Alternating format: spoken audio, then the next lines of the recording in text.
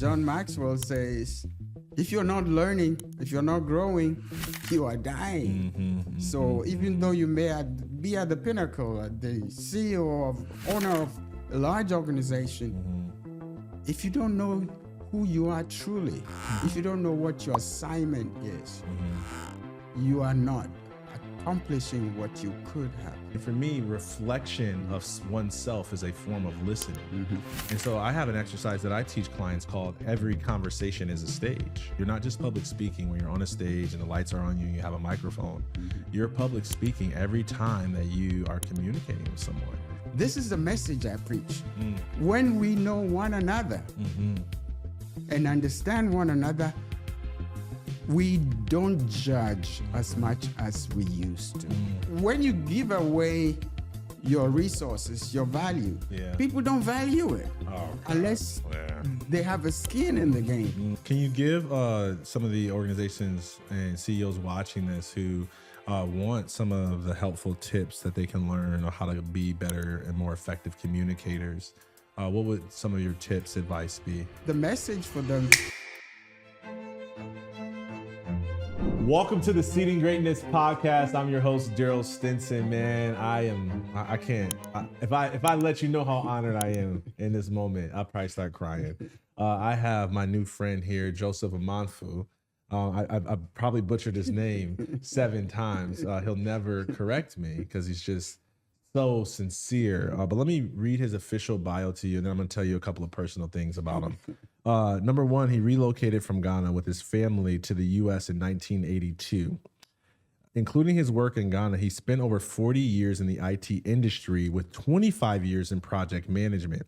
He has held leadership assignments in Ghana, Germany, Thailand, Japan, Turkey, Sierra Leone, Canada, Nigeria, South Africa, and Brazil. Among his myriads of academic and professional qualifications, he's most proud of being a John Maxwell certified speaker, coach, trainer, and DISC behavioral consultant.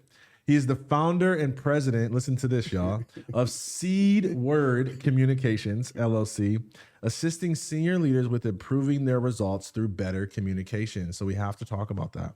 As an influencer and encourager, which you'll hear in a moment, his primary purpose in life is to inspire greatness in others through adding value, motivating, and empowering others. Now, that's sort of the official bio, but let me just say, we were hosting these Seeding Greatness networking events for entrepreneurs throughout Middle Tennessee. And we were on our second event. We actually hosted it at the luxury apartments that we live at in Franklin. And Joseph was there. And I'm going to have them play this clip for you so you can see it. But one of the things he said on there is he's like, hey, I think I'm the oldest one in the room. And I'm like, no way, you're not the oldest one in the room. How old are you? Who's older than 75? Nobody answers. I'm like, okay, you're the oldest one. And he goes and he says this thing, and this is kind of how I would describe this moment. And I don't know if even this is a word you would use, but I would describe it as the anointing. Because the anointing came when he said, chronologically, I don't have as much time as anybody in this room. I have the least amount of time. But I'm working with so much urgency because I only have that much time left. And the message it sent to the room in that moment was get to work. Sow seeds of greatness today. Here's a man that's 75 years old at a networking event at an apartment complex in Franklin, Tennessee, still making connections, still giving life to people, still pouring into himself, still being a student when you need to be the teacher only. And that, for me, it spoke so deeply to me. And man, I just am honored to be in your presence. I'm honored to talk to another John Maxwell coach. And I'm honored for the world that gets to benefit from this divine moment. I just noticed when I was sitting out there, I noticed the word seeding and inspiring. part of my signature, if you notice, Mm-hmm. is inspiring greatness. Mm-hmm. And then you put the name of my company, Seed Word. I didn't notice until I was sitting out there in the lobby before now. So there is some connection, divine connection, I is. would say. I believe so. And I sort of want to start there of the Seed Communications. You know, how did you come up with that name, and what is it that you're doing to help people to communicate? The tagline that I trademarked about 15 years ago is planting seeds and inspiring life, planting seeds. Mm-hmm. So my primary function in life, I believe, is to inspire people. Mm-hmm. That we all have greatness in us. Sometimes we do not recognize that. Mm-hmm. And it takes somebody to come and probe, pry, to get that greatness out of us. So that's part of my function. Mm-hmm. So the company that I formed, Seed Word Communications, I want to communicate the greatness that people have in them. I taught for 10 years at the Tallahassee Christian College. It was an adult evening education for about 10 years. And I was teaching on leadership. I was teaching on the fundamentals of life coaching. So that's where the word seed, word. We plant words in the mind. And when they receive it, of course, the Holy Spirit, I'm a man of faith. So anytime you talk to me, I'm going to be talking about God and the Holy Spirit. Me too. So you're welcome. Free reign here, brother. This is the podcast to do it on. I believe the Holy Spirit Yes. takes that and inspires. He does. So that's where the word came from. That's good. Planting seeds of hope. Hope. That's what I do. And for you, a lot of the day-to-day of that is communications training. Is it primarily for people in elderly, positions and roles? Is it, senior communication leaders? Like, what does that look like on an operational basis? I did not fully recognize that until a year ago. I met Dr. John Maxwell 23 years ago when he came to preach at our church in Plano, Texas. He and our pastor at that time, very good friends. I fell in love with him. It was the first time I met him. I was a member of the Leadership Council of Grace Outreach Center in Plano, Texas. And incidentally, we were using his book, The 21 Irrefutable Laws of Leadership, as part of our Sunday school lessons. Oh, wow. So I sent an email to his organization that I would love to use his materials when I speak. One of the things that I enjoyed, I speak at a lot of conferences. And I got the reply back that so long as you give us credit, you feel free to use it. So since 2003, I've been teaching from his materials. Really? Yes. Since before there was even the certification program. Exactly. Now, there's a long story about that. I was approached around 2011 to join the Maxwell certification group. I did not have the funds. I'm just being very honest. I convinced myself in a lot of what I was doing. Well, I got certified as a life coach, life and leadership coach with IPEC, an ICF accredited organization. About 350 hours of training, over $10,000. That's a lot. Yes, so I was coaching and training and teaching without getting a penny. Ooh, you weren't charging? No, I was not charging. You were just getting the hours. The 10, no, see, that's another challenge. If anybody's listening to this, the ICF requires you to charge fees before you can accumulate hours. Oh, so it wasn't even, you couldn't, unless you were charging fee, you couldn't count exactly. it towards your, So when I found out I charged $1 or $2, they don't care how much you charge. I know, you gotta count your your time. Until I time. got the 100 hours and got my ACC. Yep. But after that, all the coaching, all the training, and a lot of the students that I was teaching at the Tallahassee Christian College are now life coaches. And so, as I said, I convinced myself I was in ministry The truth is I was getting broke.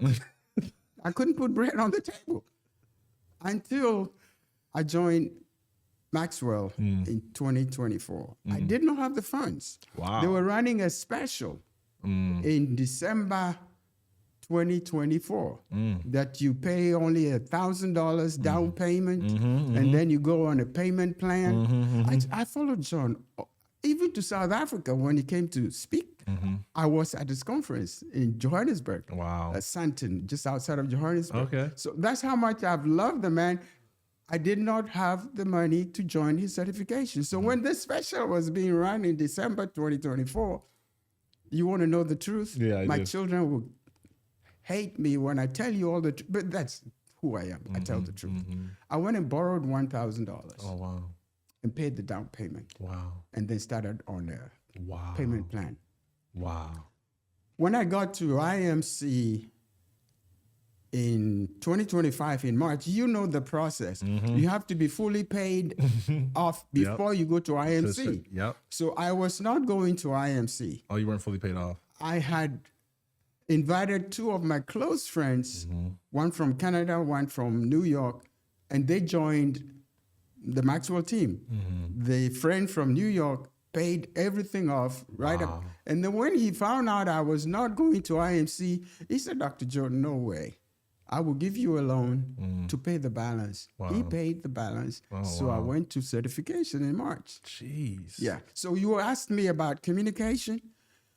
I did not know the official process. I was doing it all by myself until I found out, you probably already aware of this, about the DISC behavior assessment. Yes. I became a consultant in behavioral assessment.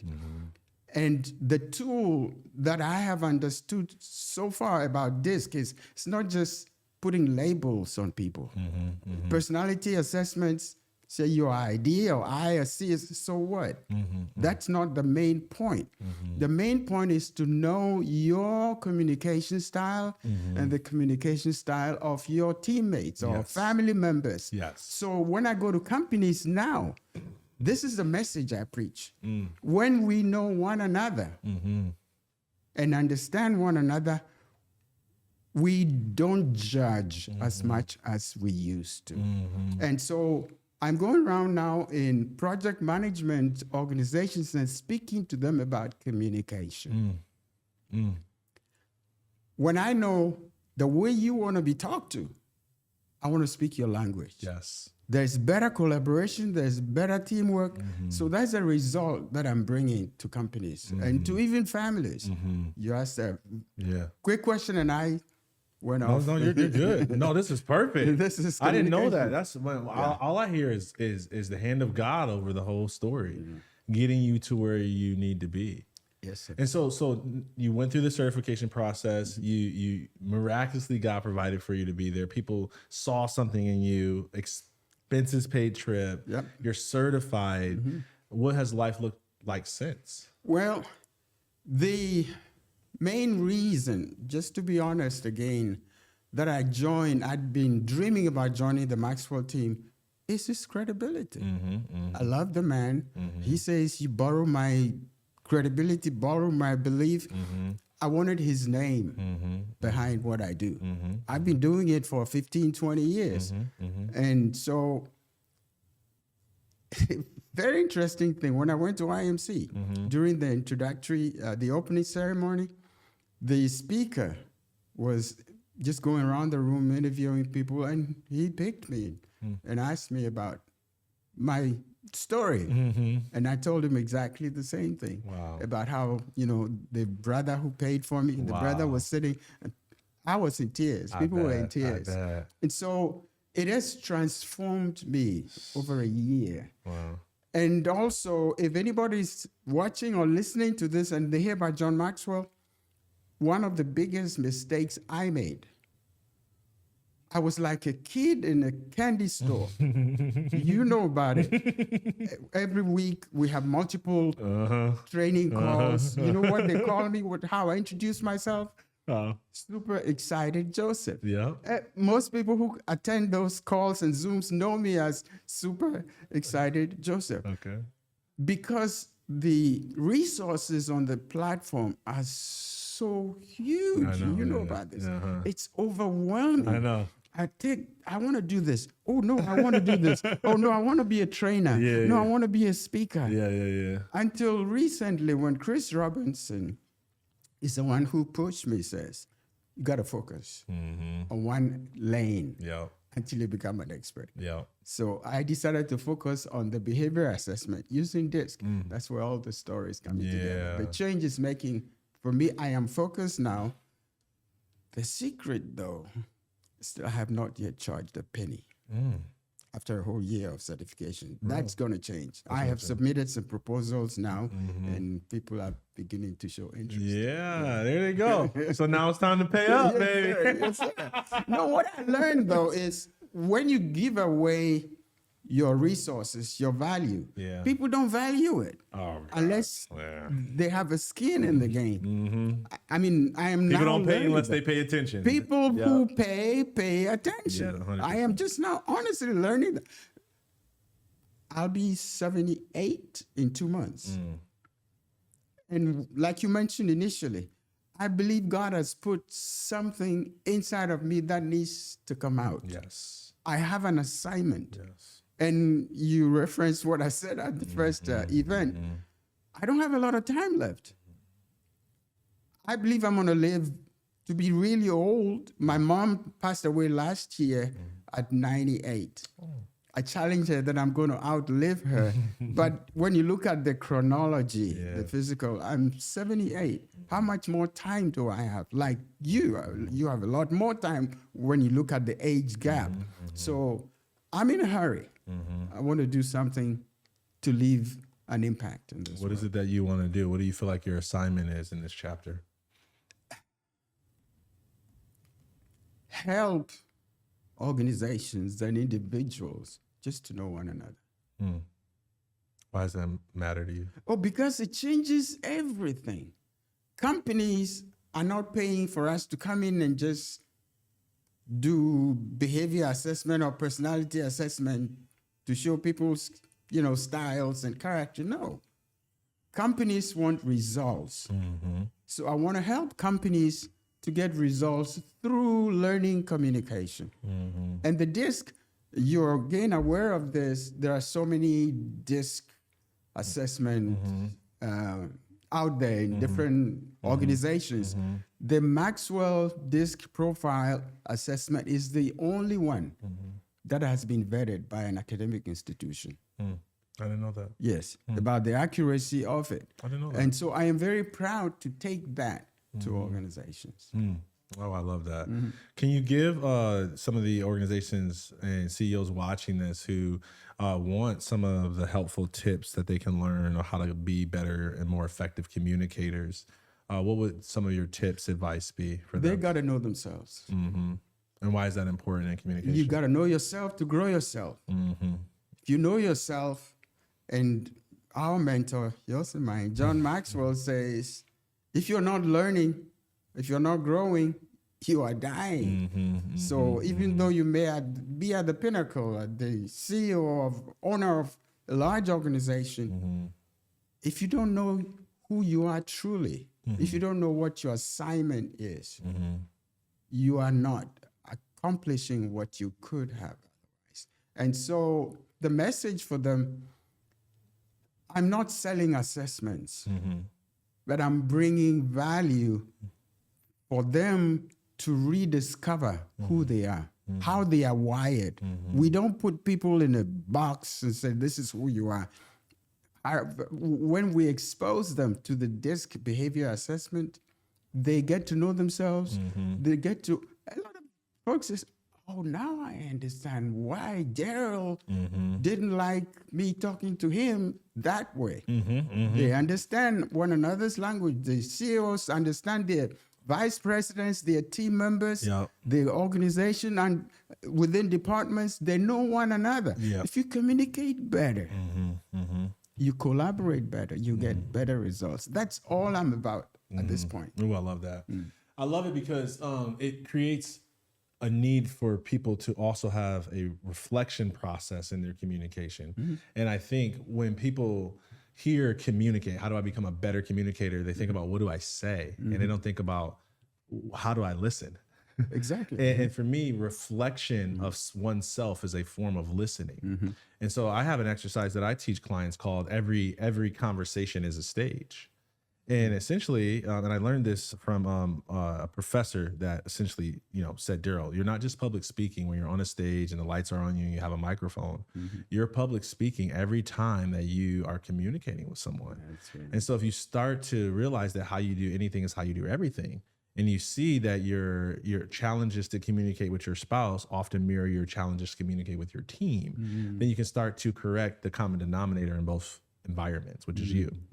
And so when I hear that this disc is creating a level of self-awareness for people to start to see, this is how I communicate. This is how I'm being received. Oh, this is how they communicate. It's a listening. It's a reflection exercise. It's recognizing that even when you're in meetings, you're always communicating, not just when you're on stage or not just when you're opening the meeting, but anytime there's, collaboration happening, there's an opportunity to communicate more effectively. So I'm curious for you, what's your DISC profile and what ways are you using that to be effective in your communication? I am an ISC. Okay. All above the midline. Okay. Meaning I have a false D. You know the deal. The I's, we loud, noisy, fun.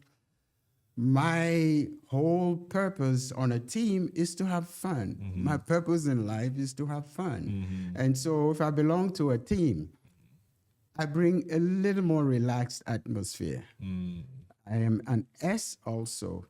S, being steady, caring more about others. I have the rare combination of a C. I'm ISC. Right.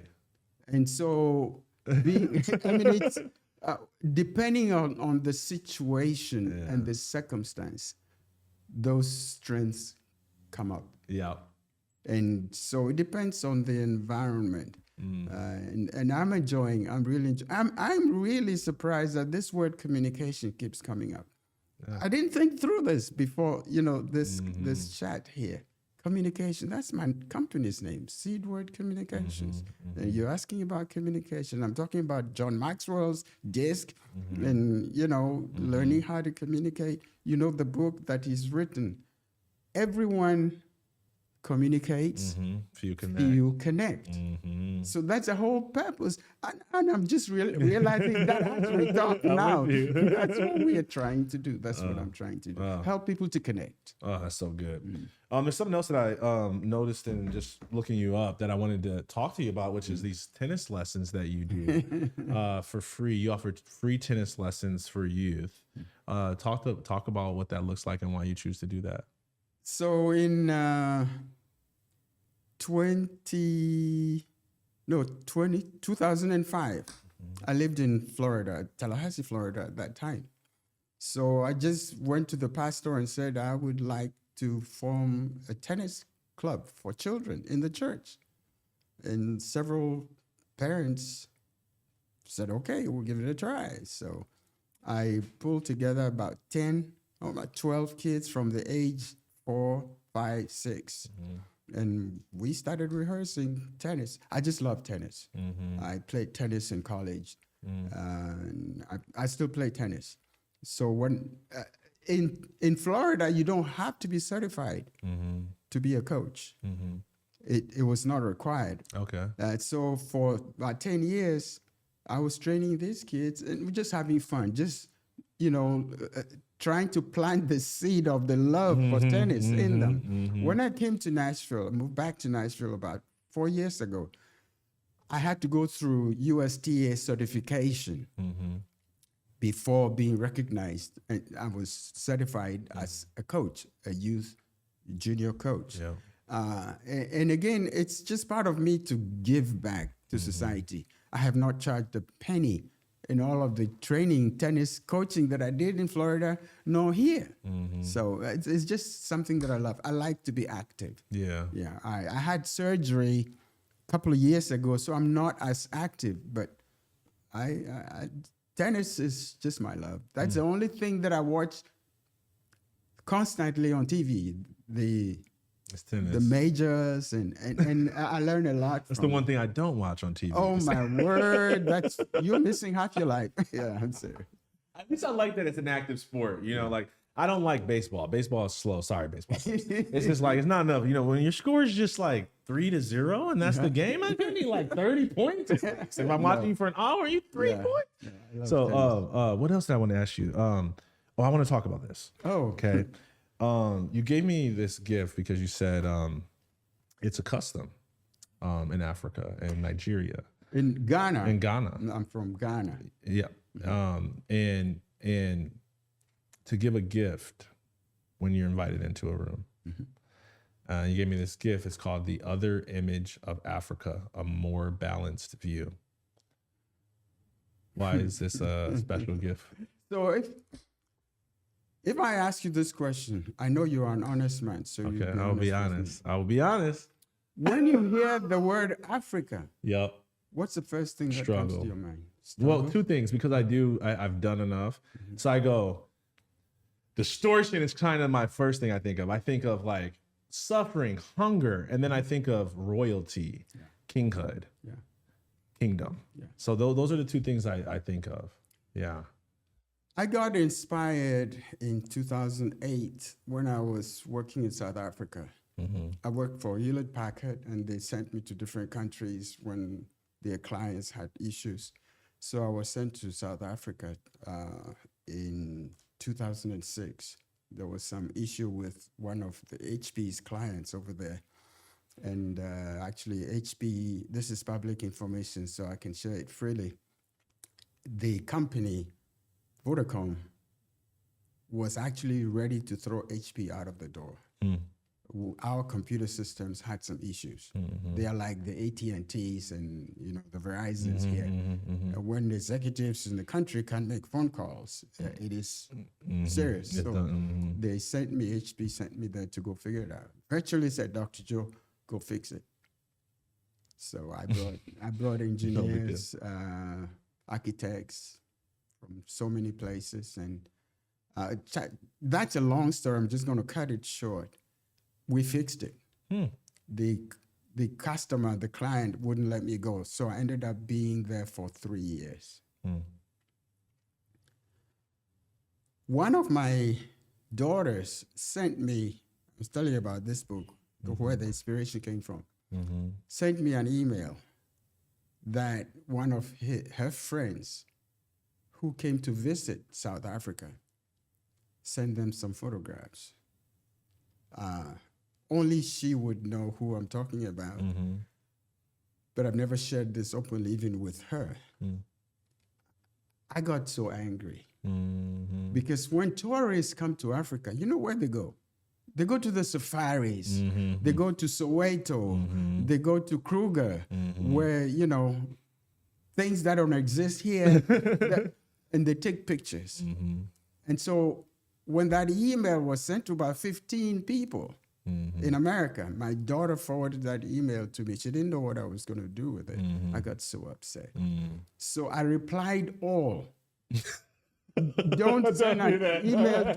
Now I've learned when I'm sending emails to group people, I blind copy. BCC. Yeah, BCC. But he did not. So I replied all to the whole group. And I said, well, what you see is true. However, that's just half the story. It's not even half the story. When I came back, a year later, I was speaking at I do a lot of speaking at a primary school, private primary school in Tallahassee. And I laid photographs that I took in South Africa. I laid them on the window pane. These were 5th and 6th graders. So I asked them to walk around. Where do you think this photo is from? Chicago, Atlanta, New York. And I said, what would you say if I told you that all these photographs were from Africa? No, Dr. Joe, you're lying. It's not possible. They didn't realize how much I was boiling on the inside. When I'm jumping back and forth, doing but good. the You're doing good. You're inspiration doing good. for You're doing this good. book, and I have that in the introduction to this book. When I came here in 1982, I was working for the National Life and Accident Insurance Company, part of American General. They were the ones who brought me here as a computer programmer. I was at the head of data processing, we call them, computer programming in Ghana when I moved over here. I started from scratch as a trainee assistant programmer. Okay. And I don't want to go there because it's a long story. It's a long interview. I brought my wedding album to work one day, and all the, team gathered around me. They were flipping through it. Did you have your wedding in America? There's some of the photos. I was opening the door of a Mercedes car for my wife during my wedding. And I asked them, look at me, look at that photo. Is that Africa or is that America? I mean, look at me, I've been here only for a year. So Wild. since then, I've been on a mission to paint the other image of Africa. It took me 12 years from the start to gather all these photos. You would not see anything about the safaris or Sowetos or depravity. You took all these photos? So what? You took these photos? That's my book. I saw in your video, but you took the photos? I took quite a few of them. Those that I did not take, I acknowledged. Yeah. You would see an index number behind the photo, and when you go to the back, I got permission, acknowledgement about where the photos came from. So Yeah, they're not showing these photos. my goal, and I've been going around a few places already doing the presentation. I have every photo there on PowerPoint slides. It's just to educate people about Africa. When my children were growing up, all they knew about was, what Discovery Channel and all of that showed. But that's not the whole picture. So that's the story of that book. Wow. I wanted because it's a big thing, how we perceive ourselves. And I didn't even, I'm trying to, there's two stories that come to mind. So I'm just going to tell them both maybe.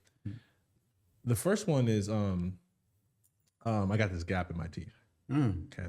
And I lived with a huge insecurity for a lot of my life gaps in my teeth. And I used to get made fun of. In fact, kids used to kick paper footballs through it. And you could even see in my photos as a kid, I was always cheesy. And then the older I got, I started hiding my smile because I didn't want to see the gap. So long story short, I'm older, changed and all this stuff. And I'm teaching, training, giving back to others now. And I'm talking about mental health, and I'm teaching, and I'm telling them these stories about how I used to get picked on. And I was teaching with a woman, her name is Yawandi, and she's from Nigeria. And she's in the health field. I would talk about the mental health, like motivational side. She would come talk about the clinical side. So she was training with me, and she hears me talking about this gap and how I have this insecurity, and she cuts me off, and she's like, whoa. What'd you say? She said, do you know that the width of your gap often identifies which tribe you're from in Nigeria? And in some instances, the wider it is, the more wealthy you are. Yeah. I say, I'm going to Africa.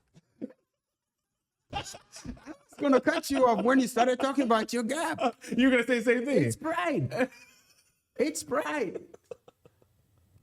Talking about the differences between the West and in Ghana,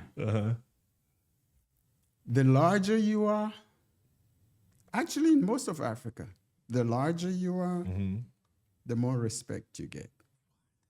Why? Because you got money to eat? Yes. Oh, okay. If my wife was not putting on weight, if she was thin, my mother-in-law would get on me that I'm giving her too much trouble. Wow. If I wasn't putting on weight, my mom will get on her. You're not cooking well for my son. It's just so much differences. And then I come to America, and you want to be skinny. Or one other thing, you just got me on a rabbit trail. No, here. you're good. This is because here's what the thing. What people never question their beliefs. They never question where it comes from. right. I never I just was living with an insecurity. Yeah, it's the way you see yourself is. that impacts, if you feel confident about does. yourself, the image you have about yourself. Let me tell you one more. Often when I'm going back to Ghana or Africa for an extended period of time, by extended I mean about 3 weeks, I let my hair gray. My hair is completely gray. When I'm going to Africa, I let my beard grow and everything is pure white. You should bring it back. I should show you some photos. Some photos even from 2 years ago when I was going to a You can conference. probably raise your invoice prices if you bring it in. Because age in Africa commands respect. Here is the opposite.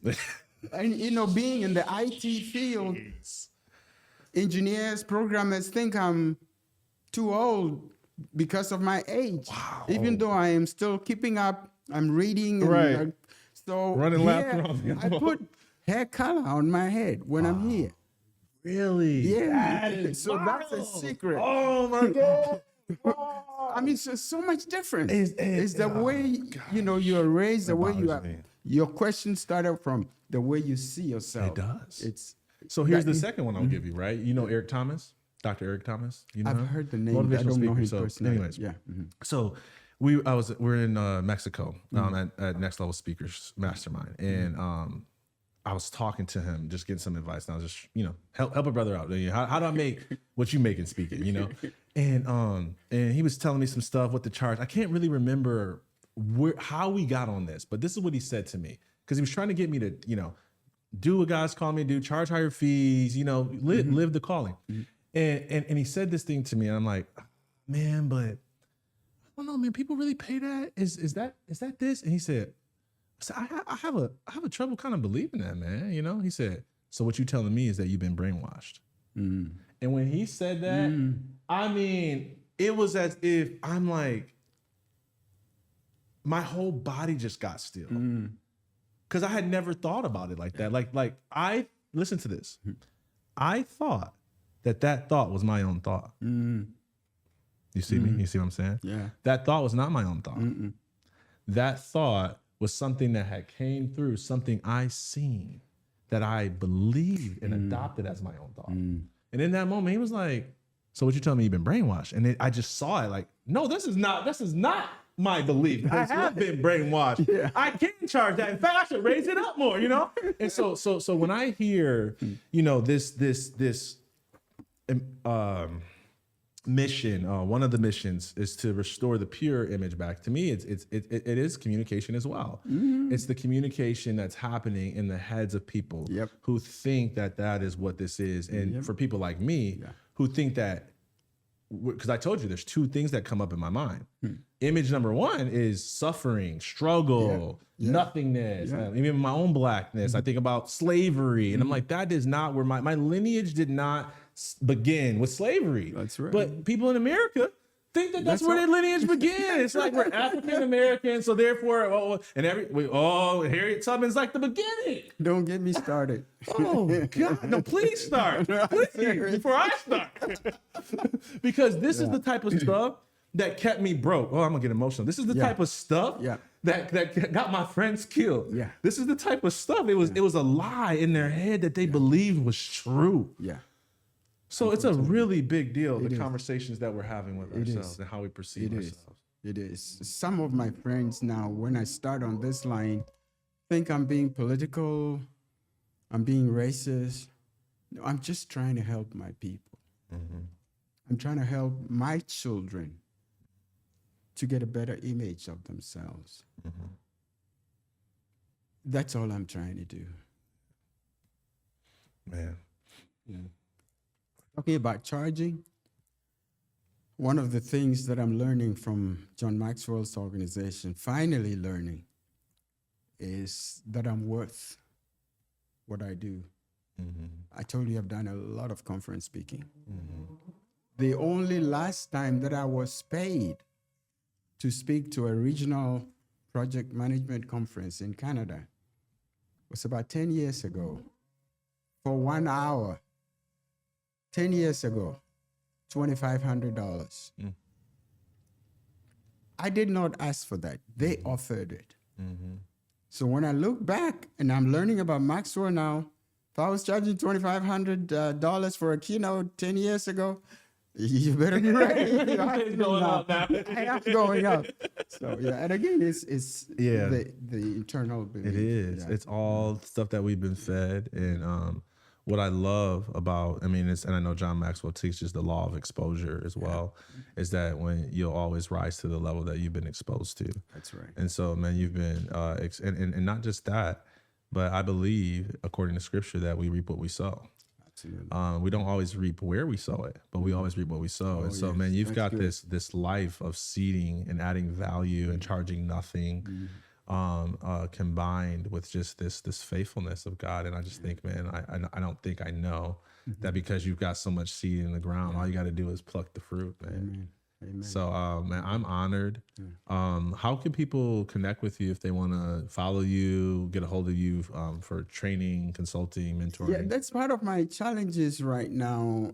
A lot of the training calls that I attend on Maxwell team, they encourage be on LinkedIn and social media. I have an account on LinkedIn about 10 years ago.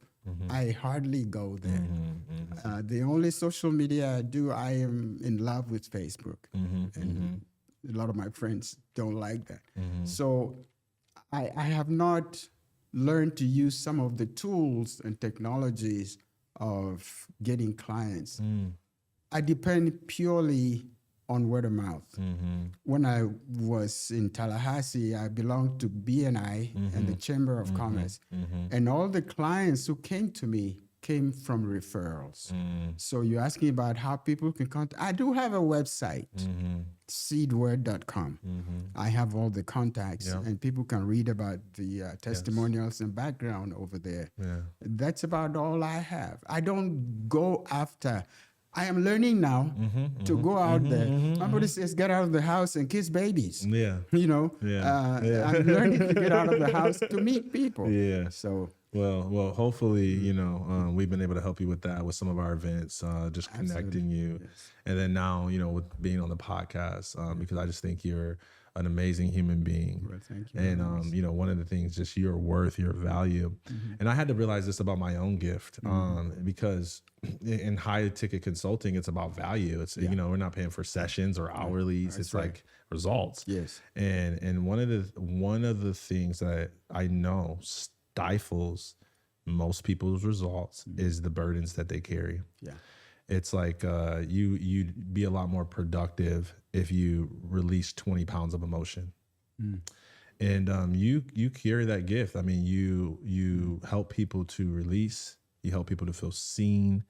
And I know that it's just that is worth this pay grade. So, you know, if y'all don't go hire this man, I'll hire him for you.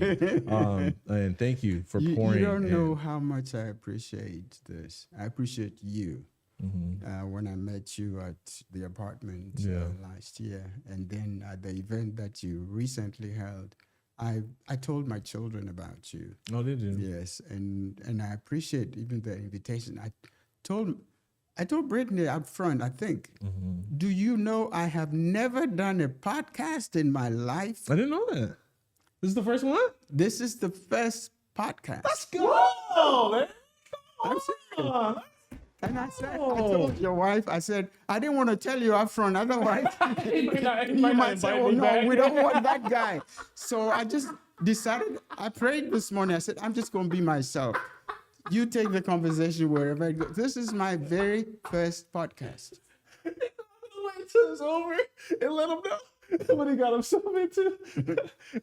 well, man, you did an amazing job. Oh, thank you so much. You know, to me, I always tell people, and it's in every communication book, the number one tip that's in every one communication book about being a great communicator is to be yourself. and you were nothing but that. And man, I appreciate you. So thank you so much, y'all. Make sure you go to Facebook, find him, and then to his website. We'll make sure we put it on the screen in the show notes. Man, there's so much to take away from this conversation. If you're not living life with a greater sense of urgency, I hope you do now. If you're not stretching yourself, growing yourself, investing in yourself, walking by faith and not by sight, I hope you do now.